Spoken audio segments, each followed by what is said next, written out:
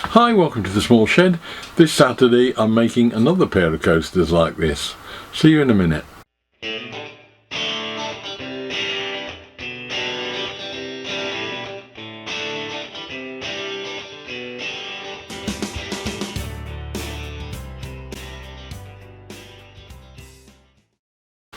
Now, every now and again you meet somebody in life that impresses you in some way. It can be something small, it can be something big, but you usually walk away from that meeting having gained something from it. Currently we're experiencing this phenomena with Captain Tom, who's raised nearly £30 million for the NHS as I record this.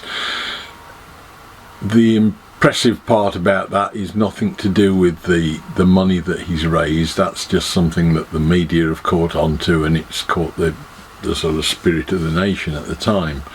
But the fact that a 99-year-old guy who's just had a hip operation on the NHS last year decided to walk 100 laps around his garden to raise money for charity, having been through a world war and, you know, the hip operation as well, it just makes you feel somewhat humbled.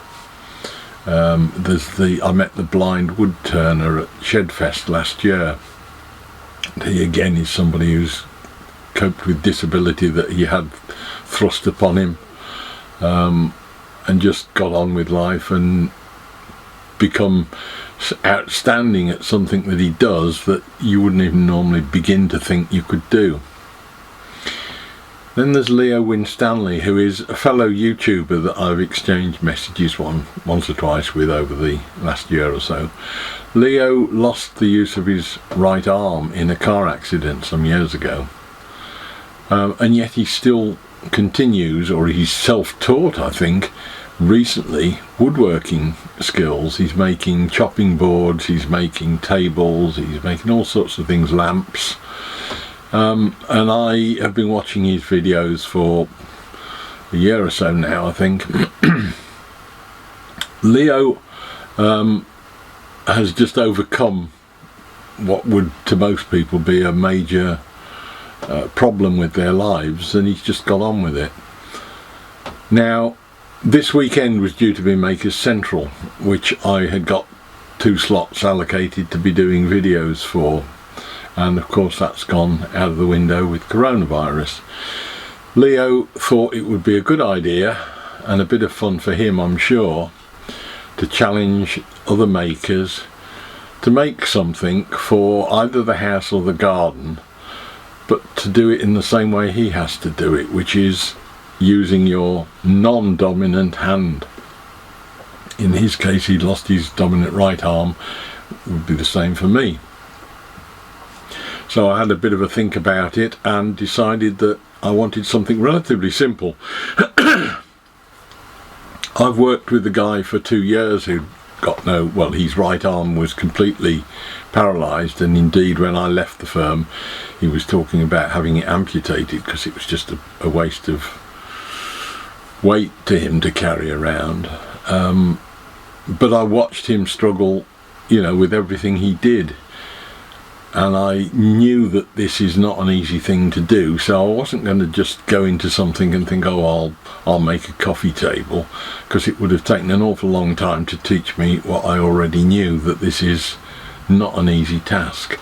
So I'm going to make a pair of coasters, and it is a little bit more complex than that. But what I shall do today is to go through that quick process. I ran through the build yesterday doing it normally, and today I'm just going to run through highlighting some of the issues that I hit when I was actually making them using my left hand, and then at the end of that I'll explain what's happening with the bonus edition tomorrow, which goes into it all a little bit deeper. So hope you enjoyed the video, and we'll go and find some material first and make a start. So first of all we've got to get our ladders out to get the timber, set them up.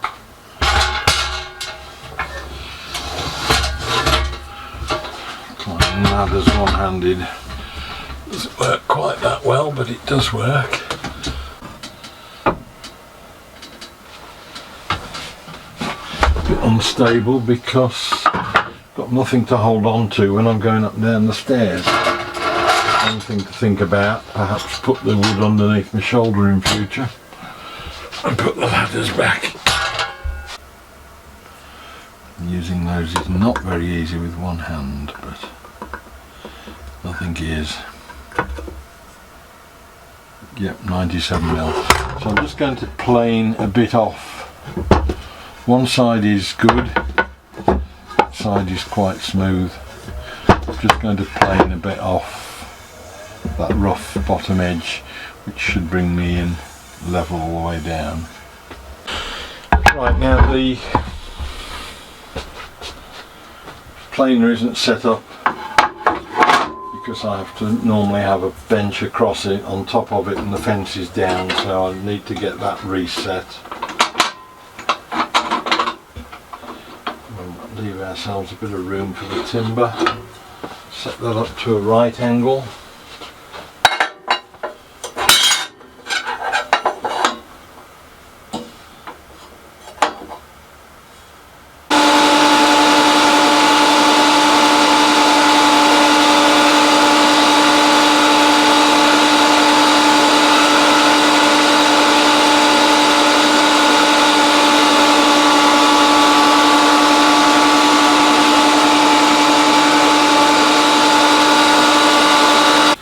So, because I can't get a clamp on this table very well, what I'm going to do is use super glue and masking tape.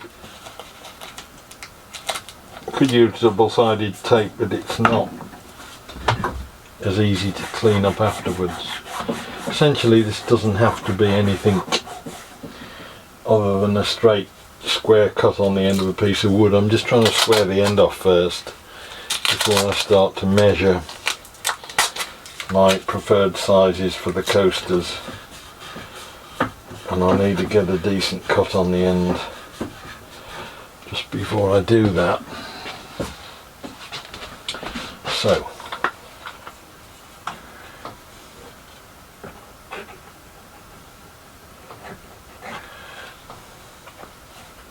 blob of super glue on the end.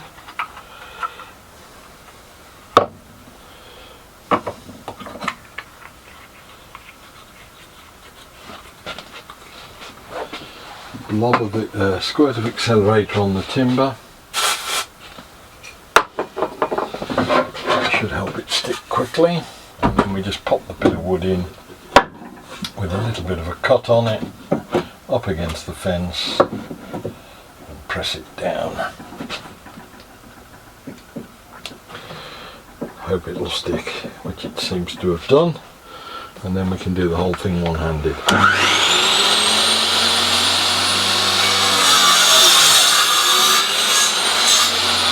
So what I'm going to try and do with this now is to see if I can't clamp the timber down to give me a guide on both sides. No, that's not ideal. I'm hoping it will at least give some support to this side.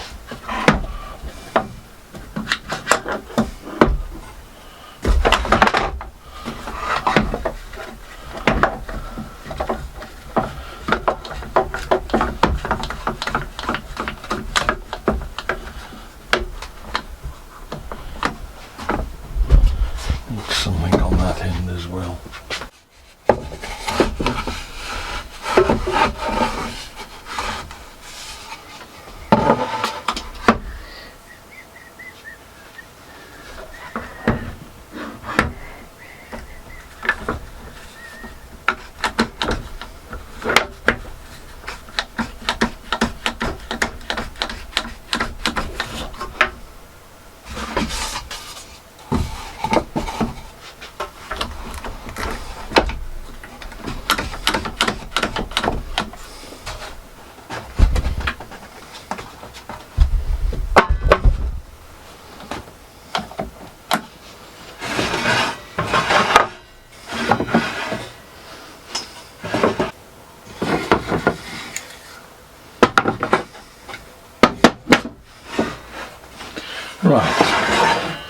we will try lifting the blade up a little bit and give it a go.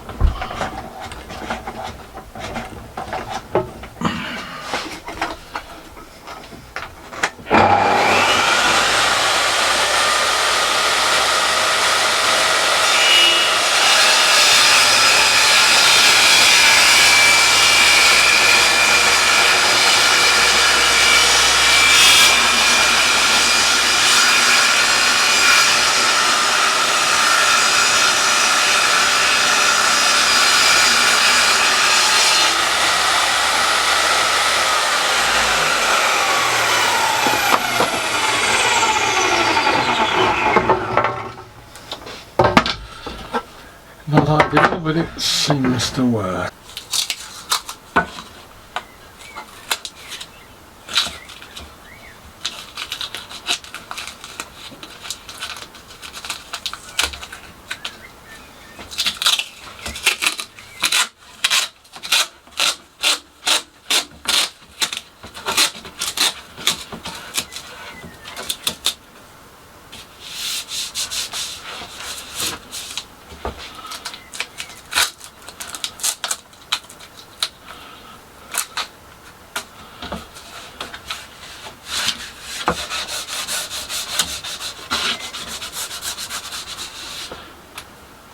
One of the things I am finding difficult is things like simple things like scissors.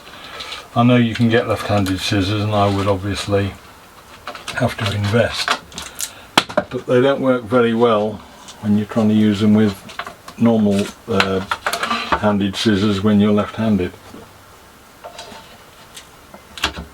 And it's the stupid things like getting rid of the masking tape off the scissors once you've cut, because you've only got one hand.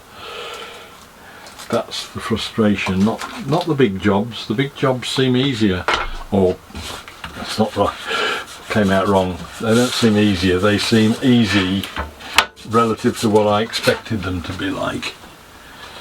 Things like this are okay because you can undo a bottle with one hand and you can spread the super glue. But as I say, it's the things that you don't expect to be difficult that are. That's the sort of thing I'm talking about with difficulties, putting ear defenders on single-handedly.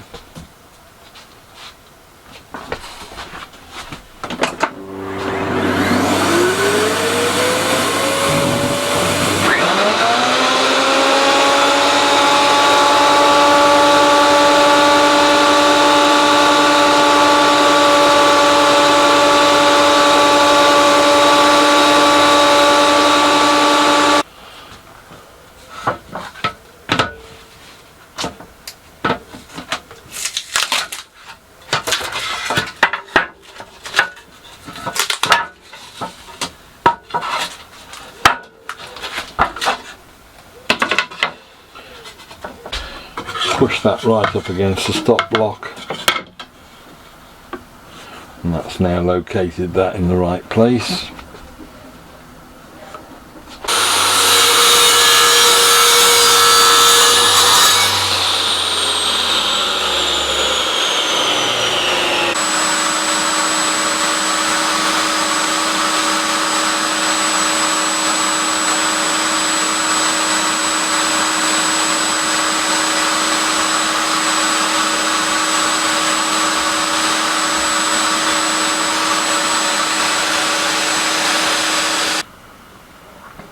One thing I'm noticing already is that it's significantly harder to get a nice flow of glue when you're having to fight holding down the actual coaster at the same time. If I got a hand to hold it, I think I'd get a much better, well, I did get a much better flow and bead of glue that was more consistent. One thing I haven't filmed is undoing the top of the Gorilla Pot, which might be construed as cheating slightly, but I think if I were in Leo's situation I would actually go for the glue bots because to undo one of these things single-handedly when it's solid with glue is quite a task. Yes, there's significantly more squeeze out now on these than there was on the ones I did using two hands, and that's purely down to the fact that it's not as easy to have control of what you're doing.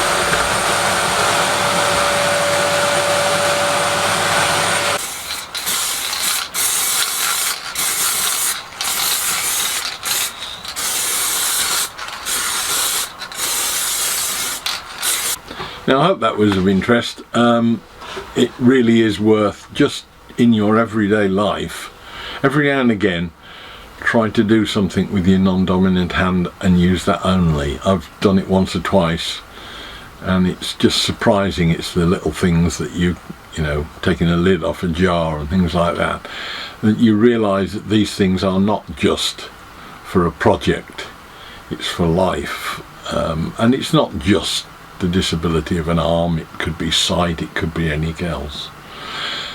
Tomorrow I'm going to have a good look at all the ins and outs of this. Because not only does it take Leo a lot longer to do things, and I'll go into how much longer because I've now got a comparator with what I did yesterday, but also it's the fact that he's videoing it as well, and that also has an effect on how long it's taking to do things. So I hope that you'll join me tomorrow and we'll go into it a lot deeper and have a look at the times taken for doing these things in comparison with one another. Hope to see you then. Bye.